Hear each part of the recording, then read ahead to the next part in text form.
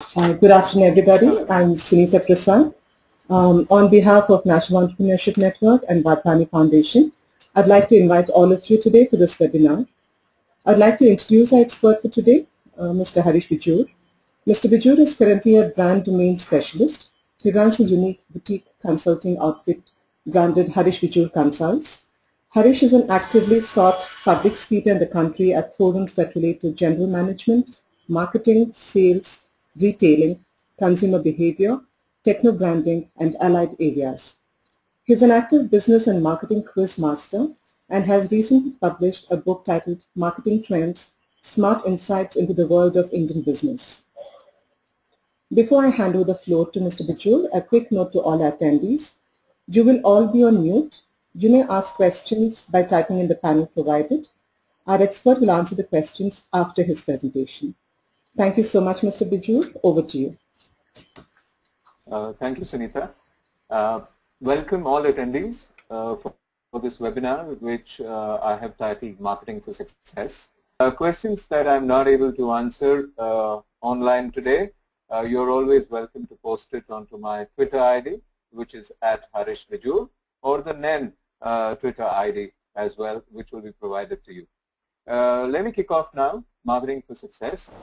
The presentation objective, as I see it, is really looking at what branding values must you, as a small enterprise, adopt to dominate the space of branding and marketing.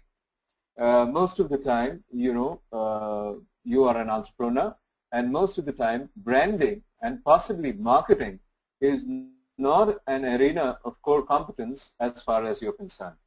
So to ensure that you get a glimpse into this realm, we take the next 25 odd minutes. So what I'm going to really do is I will focus on a few of 65 guidelines we have built for small and medium enterprises in this presentation. Of course, all 65 will not be covered, but a few of these which are seminal is what I'm going to be talking to you about. Now, for a start, I want to tell you that the brand is important.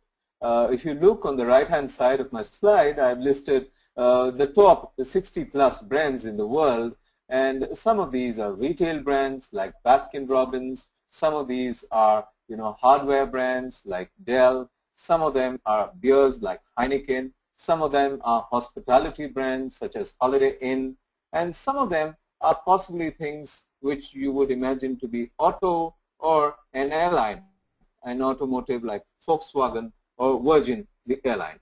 Therefore, the key point to note is brands are around in our lives in a very, very intrusive manner. The world today has some 14 million brands if you count the small retail brands that dot our streets as well. So 14 million is quite likely the population of the Sikh population in India. So if you really look at it, it's a sizable chunk of number of brands that we have in the world. So the brand is important. The brand is important because, consumers are important. Because there are so many consumers, and consumers all across the world want to interact with brands, want to buy brands, want to be seen with brands, want to franchise brands, want to tout brands and show off that they are parts of the brand and the branding movement. Consumers are important because, very simply, business is important. The consumer is important because the consumer is the money-carrying entity, and his business is very important to you and me. Business is important because if you really look at it, the reasons are multifarious. Business is important because business is what brings in the revenue flow into an organization, and revenue flow is quite like, the blood flow to a human body. The moment till that blood flow is robust, healthy, and continuous, I think things go fine. But the moment you have a blood clot, you know what happens. So revenue that emanates from the consumer is very, very important. Having said all that, let me come to the point and the key moot question: what is a brand? My definition is a simple one, and this is the title of my book as well. I do not believe in the old David Archer definition of a brand. Neither do I believe in the definition of a capfura. Most of these definitions are very manufacturer-centric. My definition of a brand is a very simple one, and it is also the title of my book. It simply says the brand is a thought. The brand is a thought. A simple thought that really lives in a person's head. To that extent, any thought that lives in your head is a brand. And by that very broad definition of mine, a Bata is a brand in your head, a Tata is a brand in your head, and Amul is a brand in your head, your grandmother is a brand in your head, your tough father is a brand in your head, your loving mother is a brand in your head. So essentially, a brand is every thought that lives in your head. To that extent, the thought of your grandmother possibly fights the thought of a brand of, let's say, butter called Amul. And to that extent, brands live and thrive in the mind space of a human being. Let's come to the next one. This brand thought that I'm talking about is powerful, very powerful, is leadership, because when you go to a store and you ask for a particular brand, it is this leadership that comes to the fore. It causes for a purchase, it causes for a happiness, it causes for a use, and most importantly, it causes for a reuse and a refranchise of the original brand. If I ask you this question, what is Red Bull? And if you could actually interact back with me, most of the time you would say Red Bull is an energy drink. But the fact is, Red Bull is not an energy drink only. Red Bull is a bull which is colored red. That is the power of a brand. The moment you forget that Red Bull is a generic item saying a bull that is painted red, and the moment you think of Red Bull, you think of an energy drink, and you tend to say that Red Bull gives me wings, I think the maker of Red Bull is totally successful in communicating to you that Red Bull is an energy drink and his branding is therefore perfect. So the ultimate test of a brand is the moment you start thinking Red Bull is an energy drink and you forget all bulls, colored red or otherwise, I think the brand Red Bull has arrived. The moment you forget that brand Kingfisher is a bird, and the moment you think Kingfisher to be a beer or an airline, I think brand has actually arrived. And that is the power of a brand. And this thought that comes to your mind is the premium. This powerful thought is leadership. Watch out, it can actually be positive, and at times it can be negative as well. The brand is omnipresent. It's all around in our lives. The brand is omnipotent. You can't do a single thing without a brand today. We've done an audit in India and we find that an average Indian franchises 47 brands in a single day, and that's a lot, which means that it's omnipotent. You feel powerful with brands, and the brand is omniscient. It's in your psyche. Many of us think and talk like brands. If you look at it, these three facets of a brand, the fact that the brand is actually omnipresent, the brand is omnipotent, and the brand is omniscient, causes for the power of a brand. Some thoughts then. I'm going to take the next several minutes talking to you about some mantras in my mind as to what a small enterprise can do. I'm going to talk maybe 7 to 8 mantras. I'm not sure how many I'll be able to cover. But whatever I cover, I think, the depth is important, the width not so much. So mantra number 1 is small is beautiful. Because you're a small enterprise possibly. It's always good to think that small is beautiful because, small can be powerful. If you look at it, it really is powerful because the most powerful constituent is the constituent represented by the number 1.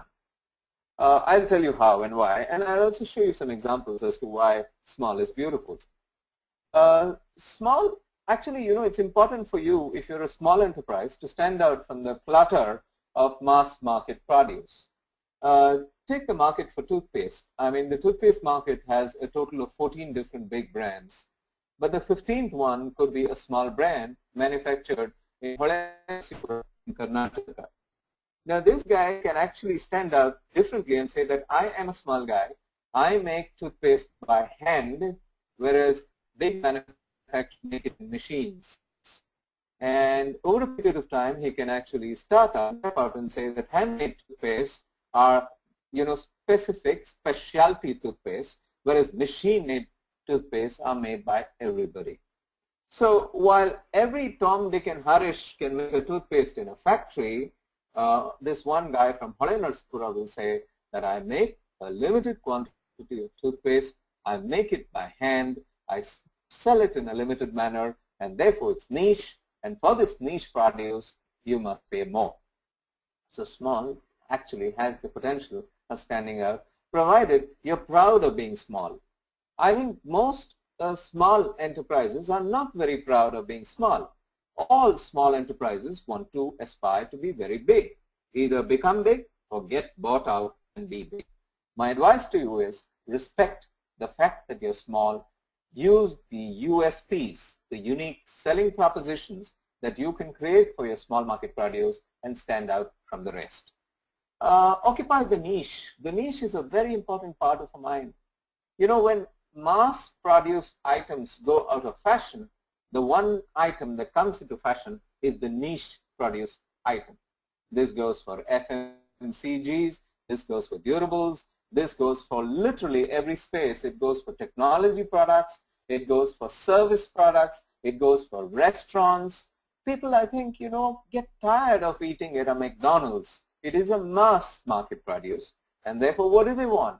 They want to find out that niche small little place in Baswangudi in Bangalore, or in a corner in Crawford Market in Mumbai, where you will find that small little idli shop or that small little donut making outlet which gives you the specific niche product.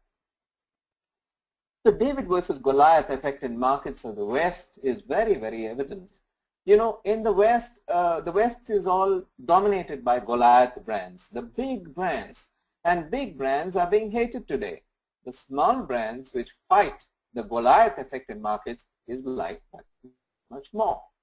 I think India is also getting ready for that generation. The small sector initiative, the small scale industry effort, is actually something that can be taken forward with a small is beautiful mind. I'll give you an example of the Indian broom. We marketed some years ago, I took the humble Indian broom and we marketed it in the markets of the United States of America. What did we do? The small Indian broom is actually an SSI effort. Literally every household in rural India, in villages, about 6 to 7 households make broomsticks and they sell it in their local market.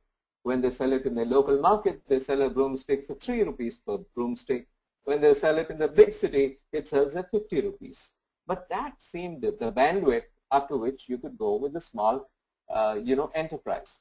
So we looked at the fact that, the Indian broom actually is an exciting broomstick because it's totally eco-friendly. The broomstick is an output of an agricultural product. It could be a ragi broomstick, it could be a wheat broomstick, it could be a rice broomstick, it could be a sugarcane broomstick.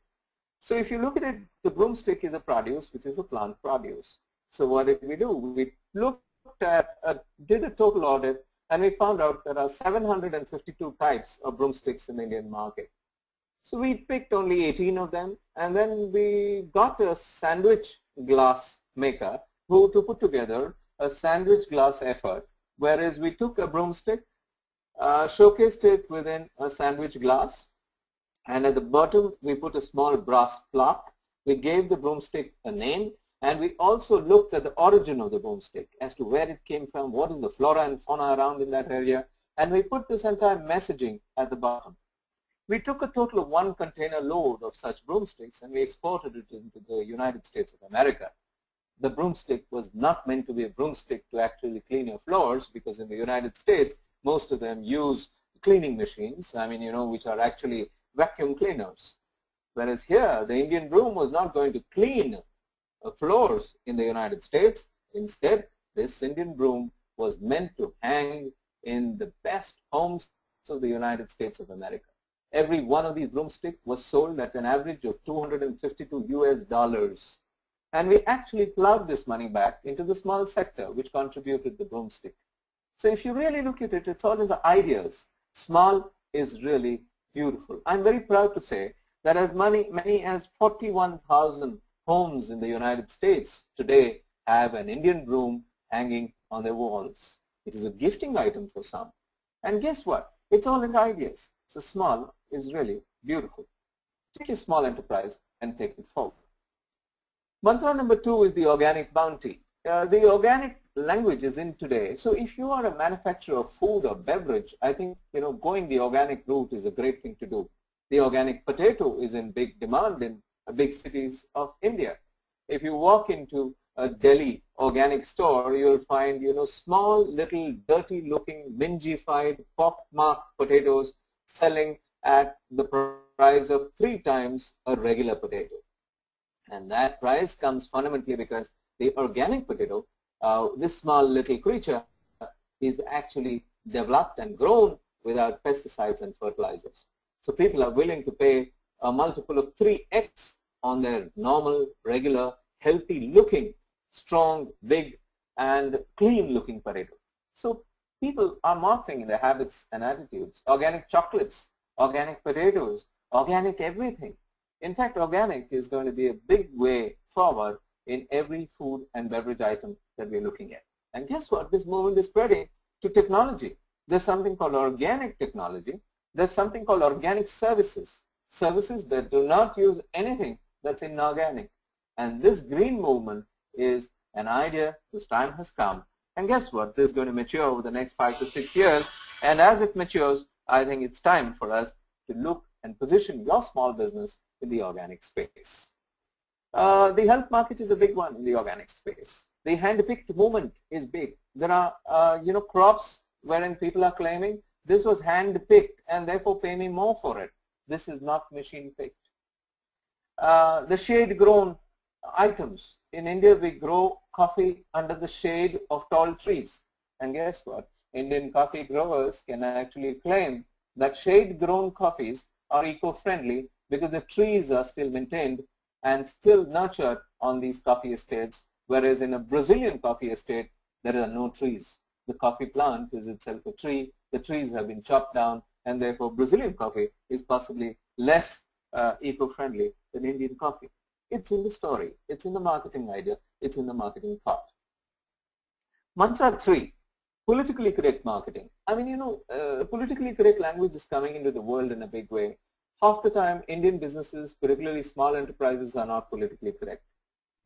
What is politically correct language? I mean, I'll give you an example. If I go to Mumbai and if I'm walking on the street, there is a beggar who is actually saying, "My baap," he's shouting and screaming at the top of his voice with a cloth laid out in front of him and a small little coin box put in front there saying, or a mug put in front saying, "My baap, I don't have accommodation. I mean, I don't have a house. I live in the outdoors. Please give me some money." And guess what? The same kind of a beggar in the United Kingdom is called a busker.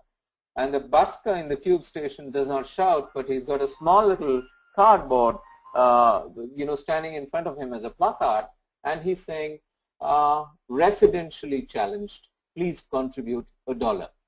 So this is the language of politically correct marketing.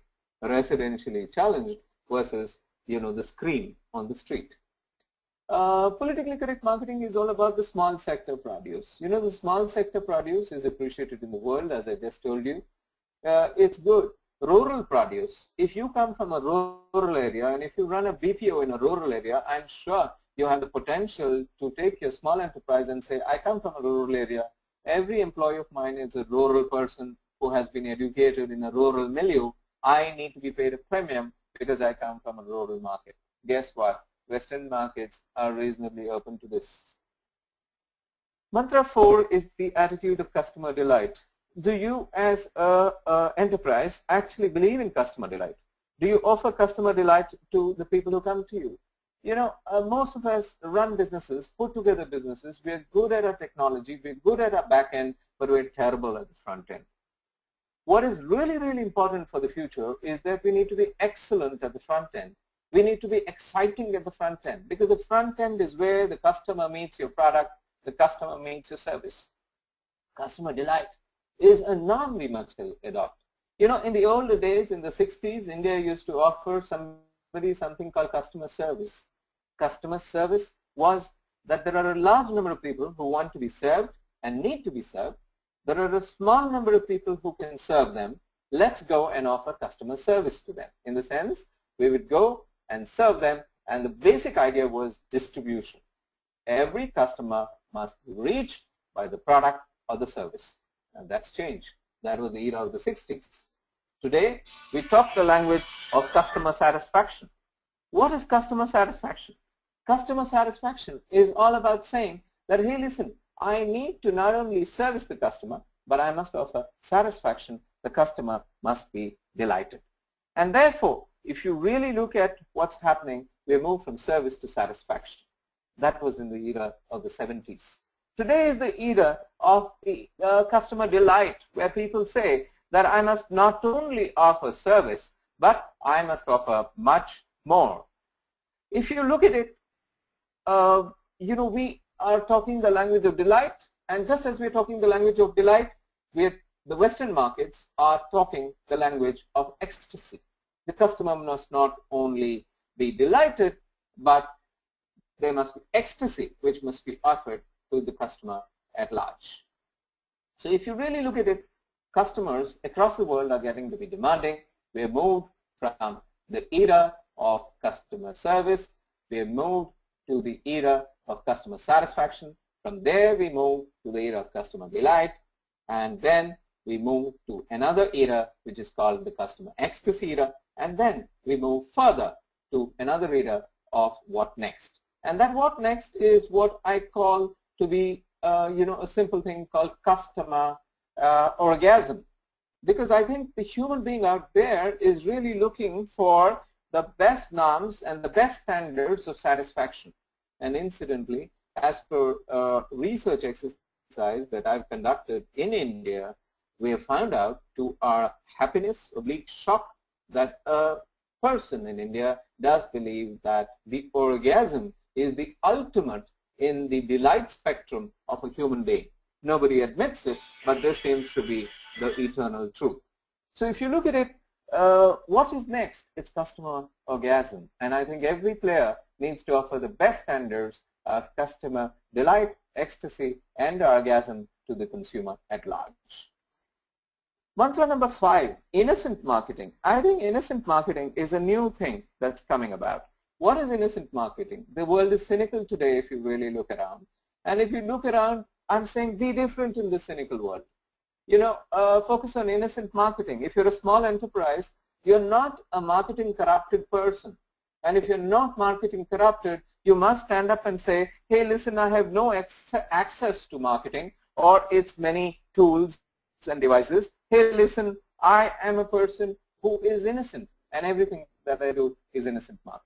I do believe in innocent marketing is an idea whose time has come, and I think we can develop a logo for innocently marketing products, and I think we can take it to the government of India and present it to the India Brand Equity Fund and say that, hey, listen, we need to get going and offer innocently marketed products which will actually get a premium in Western markets.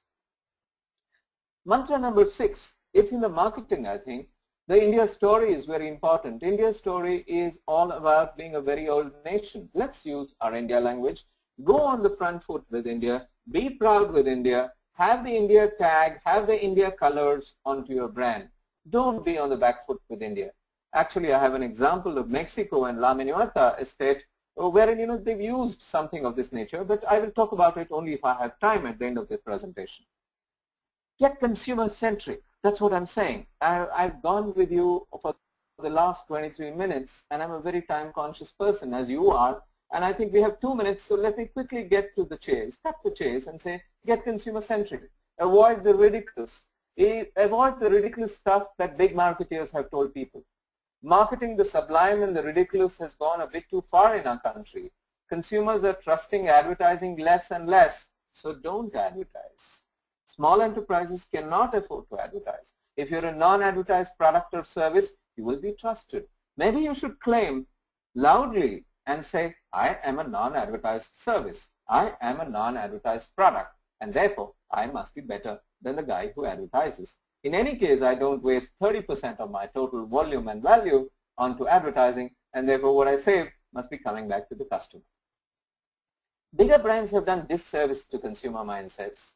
Marketing high is really distancing the real consumer from the maker of the advertising. Advertisers are being trusted less. If you go to a party and they find out that you're a marketing guy, they'll say, oh, I see, and they will switch off from you because marketing guys love to talk a lot, and marketing guys don't necessarily talk too much of the truth, and that is a worry. So distance yourself from marketing hype as a small player. We have done enough in this space. The honest shirt, we have in the market something called an honest shirt. How can a shirt be honest?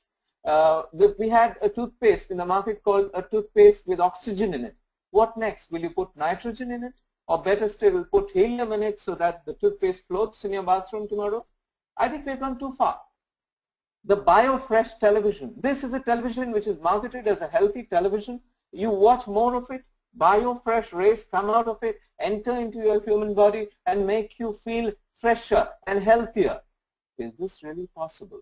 I think marketers have gone a bit too far. We need to correct this. The fastest Indian. Who is this fastest Indian? I mean, you know, I think if you look at some of the pieces of advertising, you'll worry.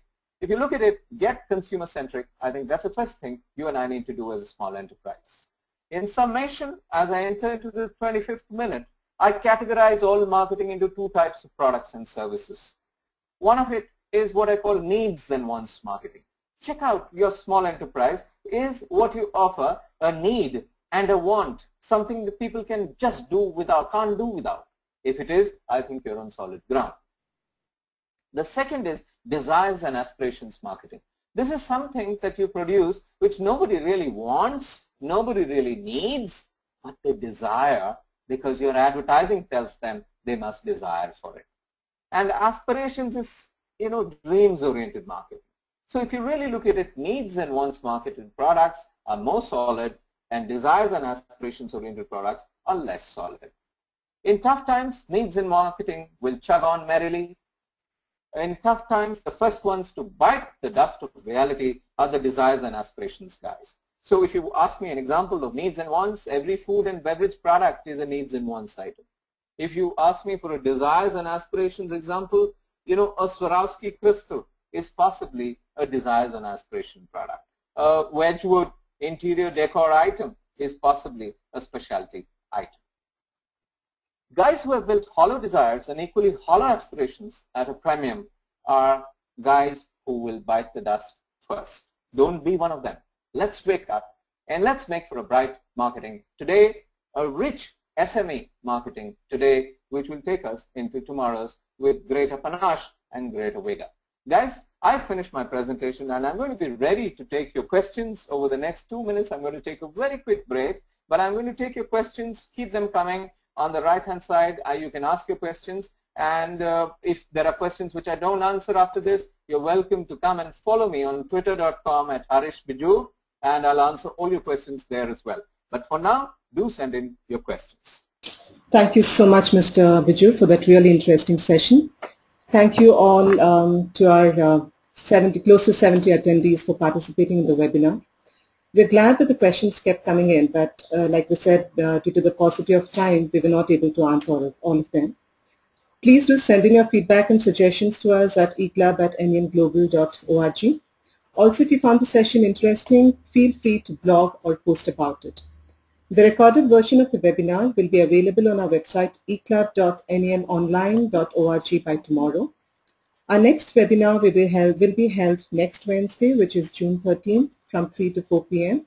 This will be led by Shashank ND, founder of Placto Technology, and he's going to be talking on entrepreneurial selling. We look forward to your participation. Thank you once again, Mr. Bijoor. Have a nice evening. Thank you. Thank